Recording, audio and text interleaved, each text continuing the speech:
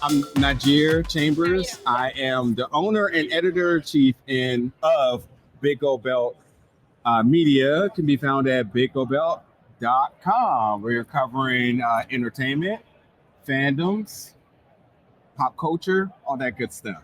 And you're like seeing stuff before everyone else is, so you know what's good and what's not. That is right. I am a film critic, film and entertainment journalist. So I do get the opportunities to check out some of those projects, some of those titles that you may be excited for a little bit early.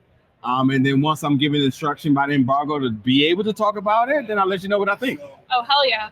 Okay, we had a panel this morning. I'm Indiana. I'm the other half. I look like Haley, but I'm not Haley. I'm the other half of CFA, and we're here live from Podcast Movement, which for some reason we keep calling post-podcast movement. And I don't know why, but for months we've been calling it post-podcast movement. And we've been like, hey, are you guys going to post-podcast movement? They're like, what's that? No like, it's this big thing in DC. No one said anything. Anyway, but we're here at the podcast movement, and we're at the Blackmagic booth. We got 3 cameras set up. Yeah. Whoop, whoop. There you go. Whoop, whoop, whoop, whoop. You know, and Haley's finishing off her breakfast and watches us on and is a good cheerleader for us. Thank you for being here, Haley. Was that sushi she was eating? No. She had show us what we have, Haley. Oh, I thought it was sushi for a second. Ooh. Yeah. So this morning I had a quinoa bowl. Quinoa. So weird getting. I had a quinoa bowl this morning. Yeah. Oh, it was on your shirt. Sorry. I had a quinoa bowl. A quinoa hash is what they called it. It is. I expected a few potatoes. There were no potatoes. It is. Loves potatoes. It is tricolor quinoa. Well cooked, beautifully cooked. There are carrots in it, which quinoa triangles. Carrots for breakfast. Carrots for breakfast is a weird thing that I did break up with a boy for eating once, and now I'm doing it. So wow. Sorry about that. Oh. Okay. There's excuse me.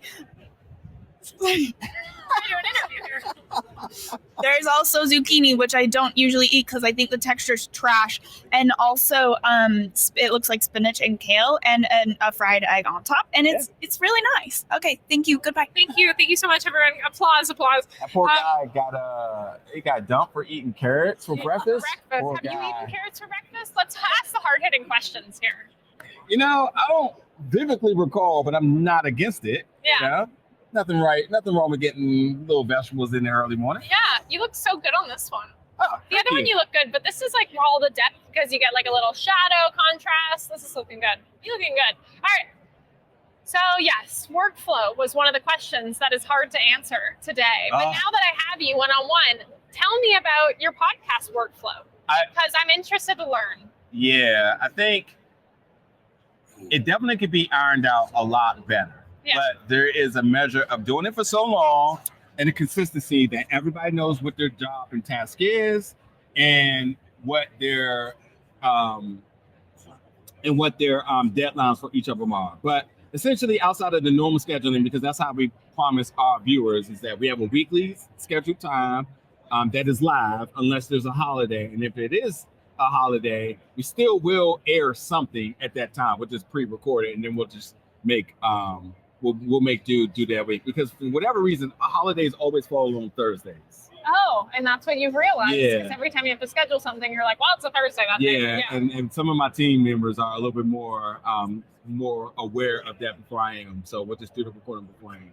But we do have pre-show meet and chat and discussions about topics for the day. I've tasked that to one person, and they'll always watch the content. So we all have our ideas. One person is the person that sets the show sheet.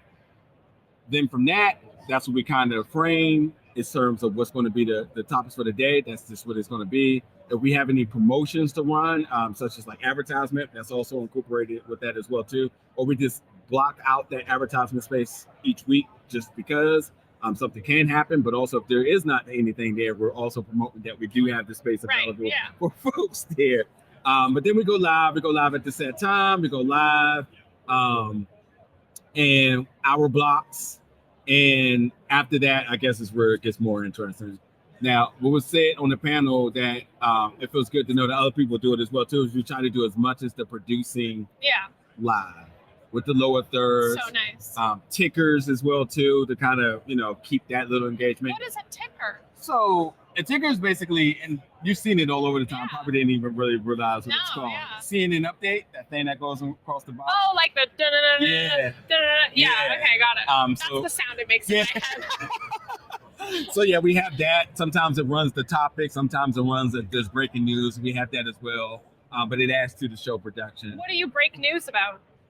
It could be anything that could have happened on that day. Cool. With again, if we're talking pro wrestling or Right. combat sports, we could just talk about I don't know, WrestleMania has been announced to be in Vegas next year. Got it. If it was announced today, so WrestleMania 36 will be in Las Vegas Cool. next year. Cool, Stuff like cool, that. cool. So it is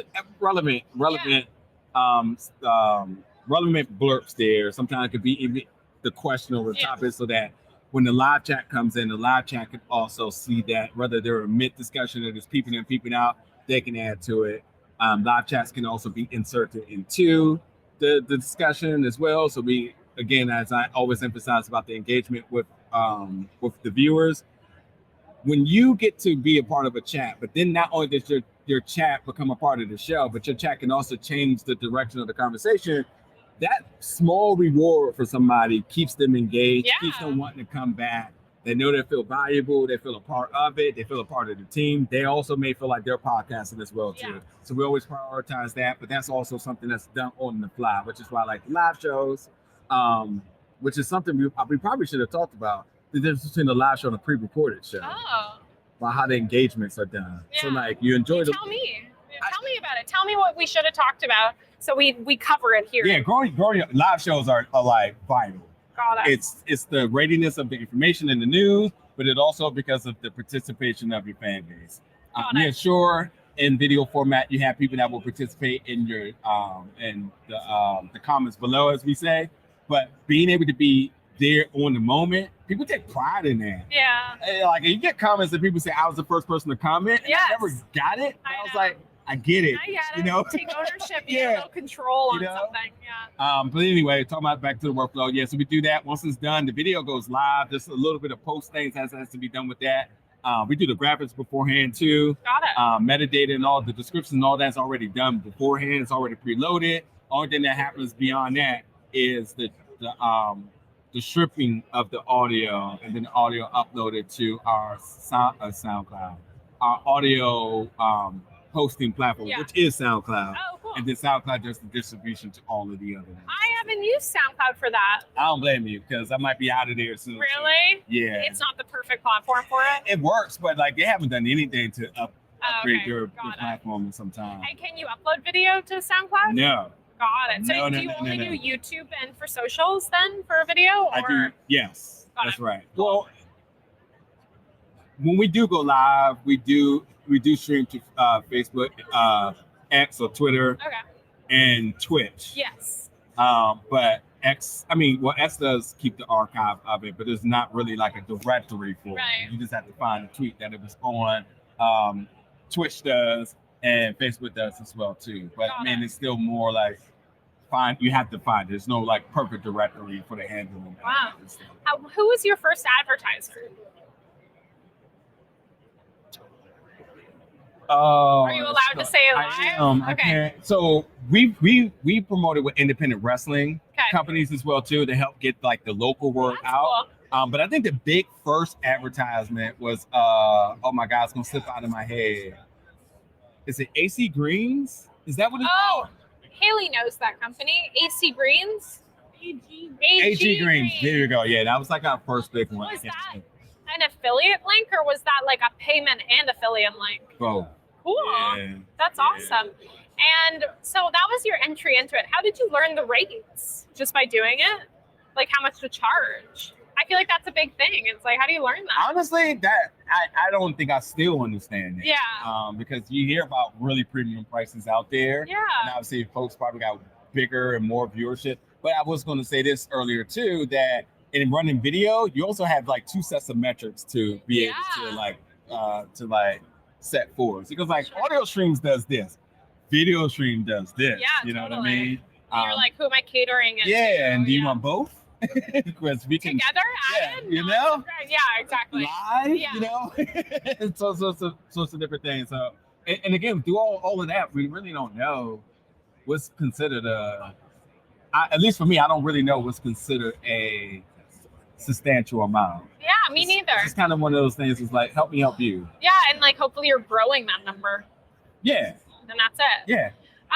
That's really cool. What's one of the biggest mistakes that podcasters make? Spending too much money and stuff. Yeah, investing in too much gear. gear. Buying your equipment during the pandemic. Yeah. Worst mistake for everybody because everything was gouged. It was really insane. Wow. A Logitech camera that was just normally $50 was like $200 because everybody had to work home. And with folks happen to confine to working from home, also gave people the idea of like, oh, maybe I can podcast now. But I will say like the perception of podcasting changed during that time too, because I laugh about how, and I have a professional broadcaster on my team, and I was telling him about like how what was considered to be a professional broadcaster, the optics of that was in studio. It had, not even just a studio, but you had to be in like the studio, like one of the the big ones and whatever. But because of the pandemic, some of the biggest journalists, talk show hosts, and whoever was doing it from home. In their basement, or in their kitchen, whatever it is, and they had their backdrop with their books or their trophies, whatever it was, and it was considered okay. Yes. But the slanders to podcasting at home before that was like, oh, you're no real this or that. You're doing it at home, blah blah blah blah blah. Which is cool that it brought not down the bar, but it reestablished that we were able to like be good creators without having to go somewhere to do it. Exactly, and so. Because of the idea now that it was an even playing field, everybody's first idea was like, need the best. It's my time. Yes. If I'm going to do this legitimately now, I need the best. What's the best brand? It's everybody. How many times have you heard that question? Is what's the best? What's it's like, the what best does that camera? mean? What's the best microphone? The stands. What does that mean? Yeah, tripods, all of it. Yeah. And like even like nightmare. Even with having a good camera, you know, good cameras require a lens. And then it comes back to the same question. What's the best lens? Yeah.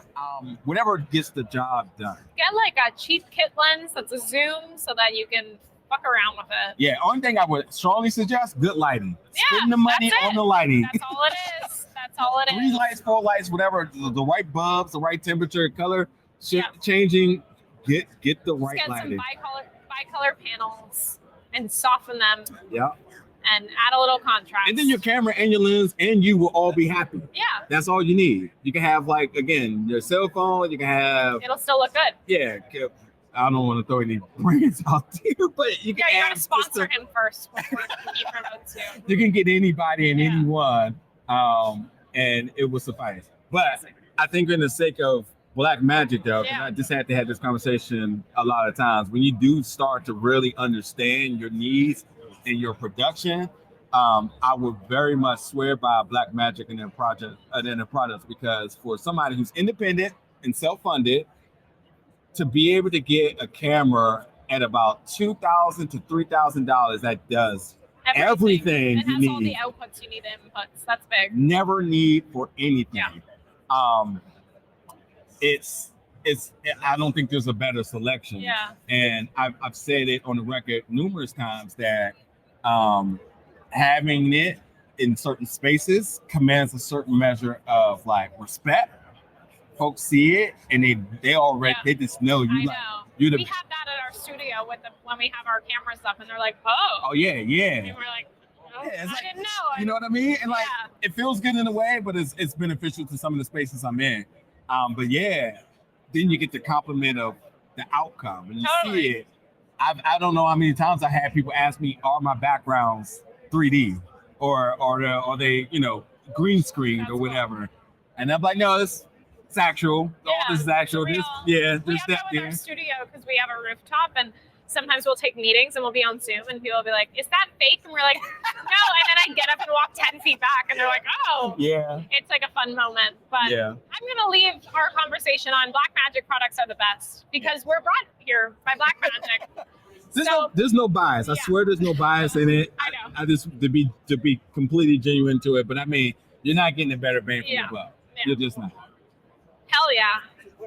Nagier, thank you so much for being on our panel today and for hanging out. Big Gold Belt Media, where do we find you?